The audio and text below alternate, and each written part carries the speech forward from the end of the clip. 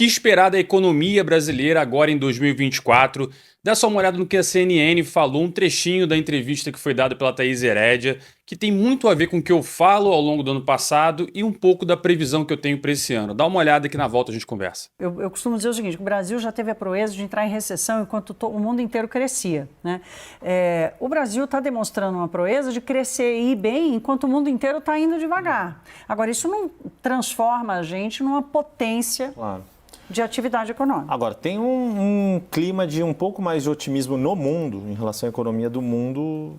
Eu chamaria de menos pessimismo. Menos pessimismo. Menos pessimismo do que de mais otimismo. Pois é, pessoal, como eu costumo dizer, o Brasil já teve a proeza, e foi legal que ela repetiu isso, que eu já falo em vários vídeos aqui. O Brasil teve a proeza no governo Dilma de conseguir cair o PIB, a gente teve uma recessão, enquanto o mundo inteiro crescia super bem.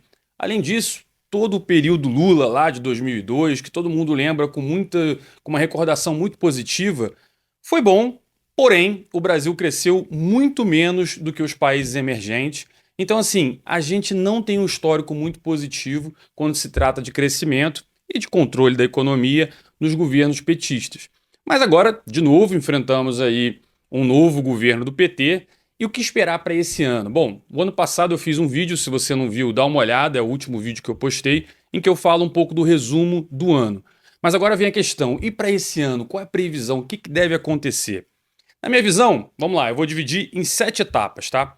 A primeira delas é o seguinte, gastança. Eu acho que o governo Lula seguirá gastando muito dinheiro, porque isso é uma premissa do governo, né? Ele não esconde para ninguém que não se quiser cogita cortar gasto. É só aumentar, vai gastar mais dinheiro com um monte de coisa. Qualquer palavra que envolva eficiência, redução de alguma coisa, não existe nesse governo. Então, a gastança vai subir. Subiu muito ano passado e deve continuar subindo, beleza? E como você fecha essa conta? Também costumo falar aqui. Basicamente, se você tem uma despesa que está subindo muito em relação à receita e você não quer reduzir essa despesa, você precisa subir a receita, que também é o desafio que o Haddad teve o ano passado. E como a gente viu, ele não entregou. Não conseguiu aumentar a arrecadação. A gente começou o ano com uma expectativa de um déficit, ou seja, já começou o ano imaginando que o Brasil ia gastar mais ou menos 100 bilhões de reais a mais do que deveria. A gente fechou o ano, vão vir números oficiais aí, mas muito próximo a 177 bilhões. Ou seja, quase o dobro do rombo que deveria existir. E não escuta economistinha aí falando que não, é porque aumentou o investimento. Não, reduziu o investimento e teve dinheiro que saiu do Brasil. O brasileiro se endividou mais ao longo de 2023. E para 2024, portanto, a minha previsão é que o Haddad também não vai resolver esse negócio. Por 2 motivos. Continuar aumentando o imposto não, é uma dinâmica econômica, beleza? Quanto mais você aumenta imposto, geralmente a arrecadação começa a cair. Por quê? Começa a ficar muito caro para pagar esse imposto, várias empresas começam a quebrar. Existe uma dinâmica econômica, quanto maior o imposto de um país, mais você penaliza o crescimento desse país. Outro ponto importante na minha visão é todo esse orçamento, né, que é feito pelo governo, ele tem algumas premissas. Ou seja, o governo federal está falando o seguinte, o Brasil vai crescer tantos por cento no ano. E se o Brasil não crescer, isso gera um rombo. Porque é uma expectativa que ele vai crescer, acho que 2%. Se ele não crescer isso, como é que você arrecada de um país que não cresce ou que cresce menos do que você esperava? Então, em termos de arrecadação, eu acho que a gente não vai entregar, tá? Por um outro motivo, terceiro ponto que eu trago aqui, a questão do Congresso. Pessoal, olha só, é um ano de eleição. Esse ano você vai nas urnas para votar para prefeito, né, para vereador, e isso é muito importante para construir uma base para a eleição presidencial de daqui a 2 anos, né? Então, assim, isso é triste no Brasil, mas acontece. A cada 4 anos, a cada 2 anos praticamente, você para tudo para tentar eleger alguém, tá? E esse ano, o que acontece?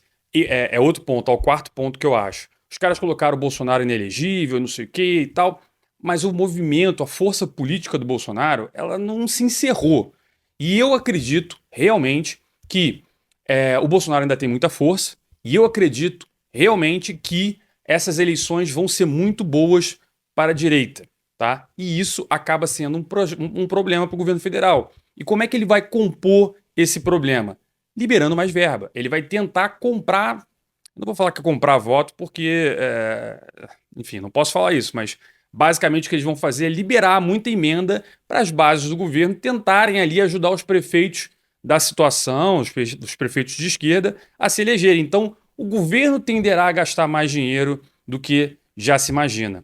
Então, eu acho que essa defesa que ele quer fazer vai acabar gerando um problema, que é aí o quinto ponto que eu trago, anotei aqui do lado, que é o déficit. Essa ideia de déficit zero, nem o mercado acredita, tá? Pra vocês terem uma ideia, o mercado financeiro acredita que ao longo do primeiro semestre o governo já vai abandonar essa ideia de que vai ter um déficit zero esse ano e vai partir para um déficit ali de alguma coisa de 0,5% do PIB, que é dinheiro pra caceta e tal. Mas eu acho que vai ser pior do que isso. Eu acho que a gente fecha um ano com um déficit realmente alto, né? Eu chutaria que pelo menos o que a gente teve esse ano. Então, é uma visão minha. Eu acho que vai ser um complicador muito grande essa questão. Outra coisa, se imagina que o mundo, como a Thaís Herédia fala ali, muita gente está emocionada demais com o mundo. Não, os Estados Unidos vai performar super bem e tal, tá todo mundo otimista, mas foi o que ela fala ali e eu falo isso em vários vídeos. Não se trata de estar otimista com o mundo. A questão foi que lá em 2022, quando fizeram essa previsão que eu estou fazendo agora para 2023, os caras imaginaram um cenário muito, muito ruim, tá? E esse cenário não aconteceu ao longo de 2023. Beleza? Então, quando chegou perto do final do ano, o pessoal falou, aquela ideia que o mundo ia ser muito complicado, não aconteceu. Então, na verdade, as pessoas ficaram menos pessimistas, né? E para esse ano, eu acho que existe uma tendência de ser um pouco pior do que as pessoas estão prevendo o resto do mundo. Um outro ponto que eu acho importante, o último ponto que eu vou abordar aqui, é a perda da oportunidade, que mais uma vez, infelizmente, todo mundo fala que o Lula tem sorte, né? Sempre que o Lula entra, o país cresce e tal. Eu diria que não é o Lula que tem sorte, é o Brasil que tem azar. Como eu falei, no primeiro e no segundo governo do Lula, a gente teve o boom das commodities. O país foi totalmente empurrado para o crescimento. A gente poderia ter se aproveitado daquilo ali para fazer realmente uma nação desenvolvida. A gente teve todo o vento a favor para velejar e ainda assim a gente foi muito mal, tá?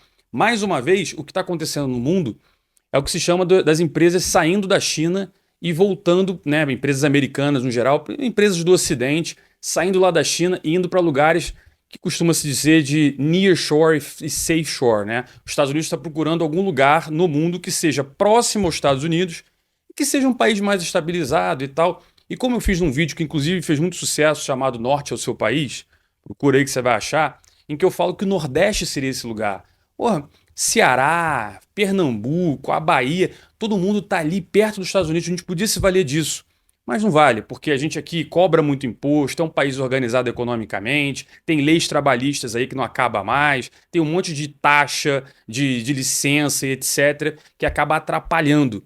E o que está acontecendo? O México está recebendo esse investimento, né, que está saindo da China muito mais do que o Brasil, né? A gente continua pendurado em commodities. E esse ano foi um ano esplendoroso para o agro. Só que não dá para se crescer 18% ao ano para sempre. Então é possível que seja um ano bom para o agro, mas não espetacular como aconteceu dessa vez, né? Fora isso, a gente tem um petróleo aí que no mundo continua preocupando, isso pode ser um problema também para a nossa inflação e etc. Portanto, a minha previsão é de um ano bem difícil para o Brasil, tá? Eu acho que o mundo também vai ter um ano difícil, mas especialmente o Brasil. E como a Thaís Herédia falou, o Brasil teve a proeza de, mesmo quando o mundo inteiro estava crescendo, a gente despencou com a Dilma na pior recessão da história do país. Dessa vez, eu acho que vai ser um pouco mais complicado para o Lula e para a galera da esquerda do que eles estão pensando, beleza? Se você gostou, curte, comenta aqui embaixo o que você achou, o que eu deveria abordar, compartilha esse vídeo, compartilhar ajuda bastante e vejo você na próxima.